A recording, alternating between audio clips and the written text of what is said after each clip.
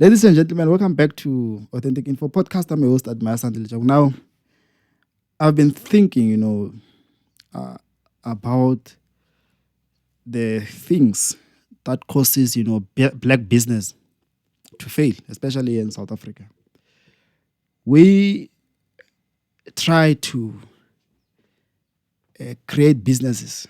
We try to work on something to make money and help people, help ourselves and create jobs. But we fail. Sometimes it's not a matter of principle. Sometimes it's not a matter of consistency. Sometimes it's not a matter of the business being clean. Sometimes it's not a matter of geographical issues. Sometimes it's a matter of it being run by a black person. Sometimes it's a matter of it being a black business. Because the reason I want to speak about this is that even the bigger brands are questioned by black people. There is a new sneaker introduced by Theo Baloyi, a new Batu sneaker, Kalanga. It has a meaning to him, but and it has been sold out. I think it has been sold out, and it's selling like hotcakes. But a lot of people who, number one, do not afford it. Number two, they didn't even buy it. Spoke bad about it, Kalanga, and it's the people of his tribe. Something which is painful. So it shows us that we are not ready as black people to support black business, and we make sure that if it's a business that is run by a black person that is showing some sign of success, we destroy it, no matter what type of business it is. And I think that is very bad. I think it's very bad, and we need to talk about these issues. We need to talk about these issues because there's no way, man, that we can have a small business thrive while big business are struggling. There's no way. Because it shows that it's not a matter of competition, but the people who are supposed to support you, it's about the people who you are trying to make easy access for.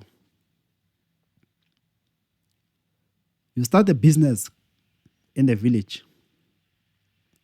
They will pass your business to buy the same thing that you're selling from someone who is not of their race. I mean, there are people who can travel from a village to the city to support a white man. I'm not saying that we must not support a white man, but how often do white men move from where they stay to come to villages to buy from us? And I think this goes to, the Tsonga tribe. We hate ourselves so much. There are people, for example, in the music, in radio, MLFM. We have a radio called MLFM. Now, in that radio, what happens is that the music that is in high rotation is not of Tsonga people, but it's a radio that is supposed to speak to Tsonga people and employ Tsonga people. But the music that is in high rotation is not ours.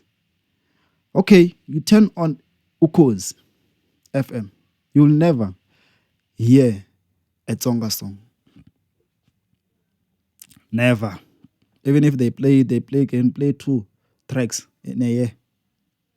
But you turn on MLFM, they won't play 3 songs before they play a Zulu song or a song from another culture.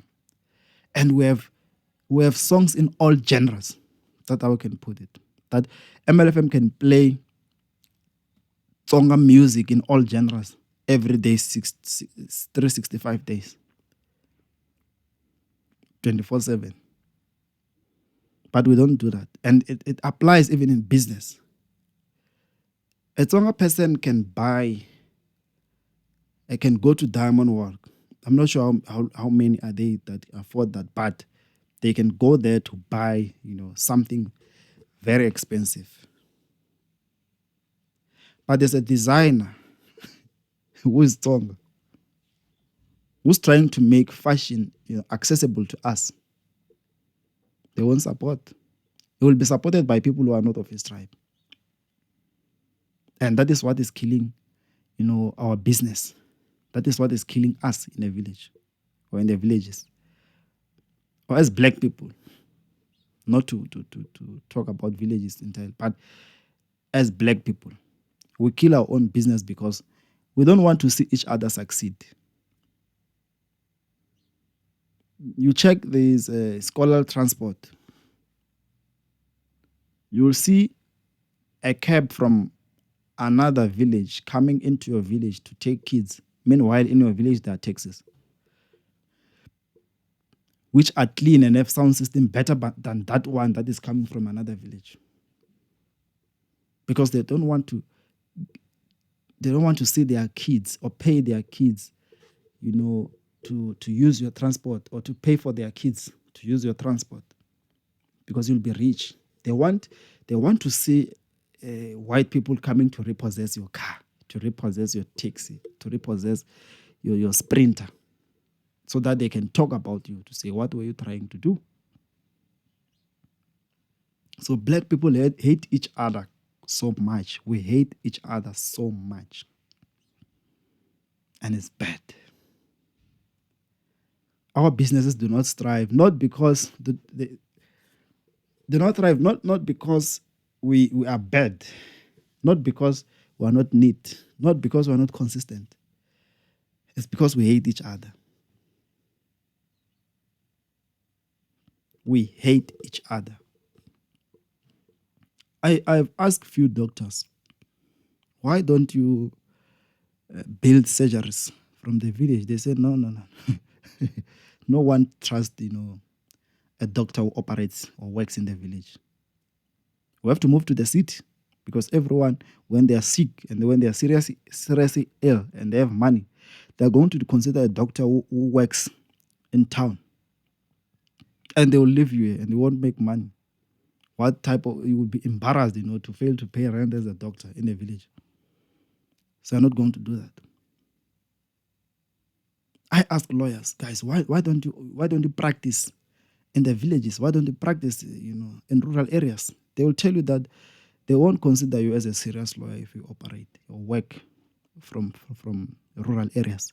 You have to go to the city. It's either they call you, from the city, you come back for a matter and go back, then they take you serious. But it's bad, because business brings accessibility. If we have law firms, we have, surgeries, we have shopping complex, even if they are owned by black people, it means that we have cut on transport. Already we are saving. It means that we have quick access to these things, because they exist where we stay. You just walk. When there's a problem, when a child has a problem, you just take them to a doctor. You walk. You don't hire transport. It makes it cheap.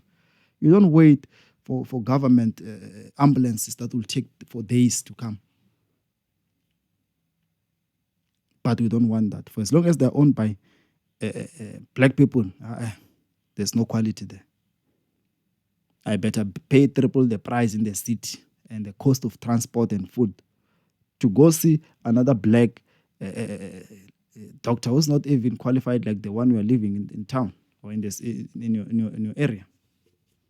So it's bad. Black people hate each other and hate themselves. We hate ourselves so much that we don't even want to see one of us succeed. So we even enjoy, when we are not doing good. Have you ever been amongst black people who laugh at their problems, who laugh about their problems? They don't talk about anything that is successful. They tell you about how bad things are and laugh about that. That's bad. So imagine you trying to do good amongst those people. They're going to drag you down. So there's a mindset. This is a mindset that we need to change as black people, so that we support each other, and it doesn't become a problem when someone amongst ourselves succeed. So black people must support each other. Black business must support each other, so that black business doesn't fail. So that black people are not seen as failures. I mean, we have developed a lot of things through history. In history, when you read about history, you will learn that black people have developed a lot of things to show that we are smart and we are equal to white people. It's just that white people love themselves and black people hate themselves and so hate each other. Thank you for watching. This is Authentic Info Podcast. I'm your host, Masande Chao.